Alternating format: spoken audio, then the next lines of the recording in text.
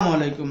আজকে আপনাদের সাথে যে বিষয়টি নিয়ে আলোচনা করব সেটা হচ্ছে সেনজিন দেশের যে তিনটা দেশ খুব রিসেন্ট যে তিনটা দেশ যুক্ত হবে সেই তিনটা দেশ সম্পর্কে আমি যতদূর জানি আপনাদের সাথে আজকে শেয়ার করব।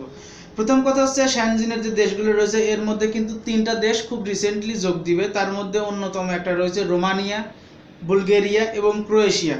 ক্রোয়েশিয়া সম্পর্কে কিন্তু মোটামুটি সবারই একটা ভালো একটা ধারণা আছে, কারণ ওরা বিশ্বকাপে খুব ভালো ফুটবল খেলার কারণেই কিন্তু ক্রোয়েশিয়ার নামটা খুব সামনে চলে আসে।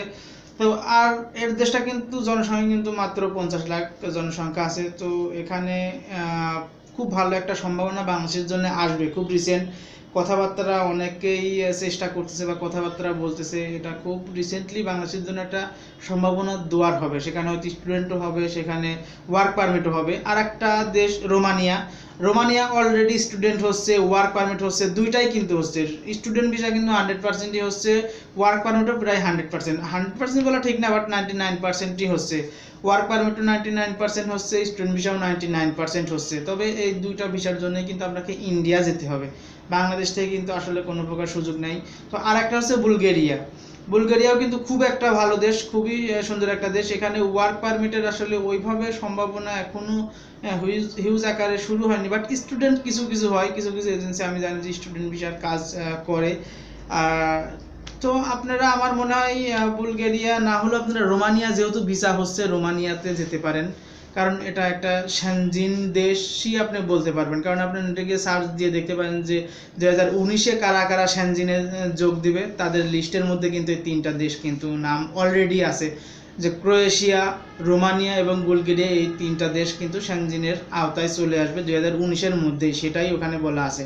কারণ এখানে যদি সেনজিনের মধ্যে যদি আসতে হয় তাহলে কিন্তু বেশ কিছু বলতে কি বিশাল একটা প্রক্রিয়ার মধ্যে দিয়ে আসতে হয়। কারণ আপনার যে হিউজ একটা জনসংখ্যা রয়েছে, এই জনসংখ্যার কিন্তু প্রতিটা জনগণের কিন্তু ডিটেলস এটা সেনজিনে শেয়ার করতে হয়। কারণ আপনার দেশের নাগরিকের তথ্য কিন্তু জার্মানির লোক জানবে, জার্মানির লোকের তথ্য কিন্তু আপনার দেশের সরকার জানবে। সো এটা হচ্ছে সেনজিনের যে নিয়মের মধ্যে রয়েছে। তো এটা হিউজ জনসংখ্যার কারণে এটা একটু ডিলে হচ্ছে, কারণ এটা তো বিশাল প্রক্রিয়া।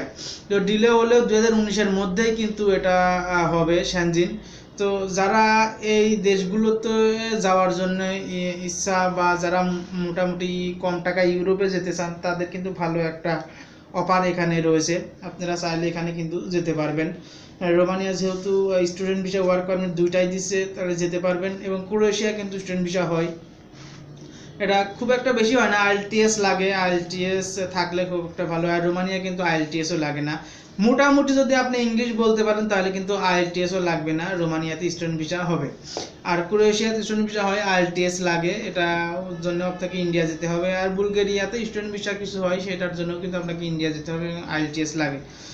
তো এই হচ্ছে আসলে মূলত অনেকেই জানতে চায় যে সেনজিন দেশের মধ্যে রোমানিয়া আছে নাকি, বা বুলগেরিয়া সেনজিন কিনা, বা ক্রোয়েশিয়া সেনজিন কিনা। তো তাদের জন্য আসলে এই ভিডিওটা মেক করা যে কারা কারা সেনজিনে এই 2019-এ যোগ দিছে। তো তার মধ্যে কিন্তু এই তিনটা দেশ আছে, রোমানিয়া, বুলগেরিয়া এবং ক্রোয়েশিয়া। এই তিনটা দেশ কিন্তু 2019-এর মধ্যেই প্রক্রিয়া শেষ হলে কিন্তু এরা যোগ দিয়ে দেবে। তো এই ছিল আসলে মূলত কারা কারা যোগ দিচ্ছে, বা রোমানিয়া সেনজিন দেশ কিনা বা বুলগেরিয়া সেনজিন দেশ কিনা। এই অনেকেই কমেন্টসে জানান যে ভাই জিনিসটা আমি তো জানিনি, একটু জানান। তো এটাই হচ্ছে আসলে বিষয় যে রোমানিয়া আপনি সেনজিন ধরতে পারেন, কারণ 2019-এর মধ্যে এটা হবে। বুলগেরিয়া, ক্রোয়েশিয়া দুইটাই আপনার এই তিনটা দেশকে কিন্তু সেনজিনের মধ্যে ধরতে পারবেন। তো এই ছিল আজকের এই বিষয়, কারা কারা সেনজিনে যোগ দিচ্ছে। তো আর কোনো বিষয় জানার থাকলে অবশ্যই কমেন্টসে জানিয়ে দেবেন, আমি চেষ্টা করবো আপনাদের সাথে থাকার জন্য। আসসালামু আলাইকুম।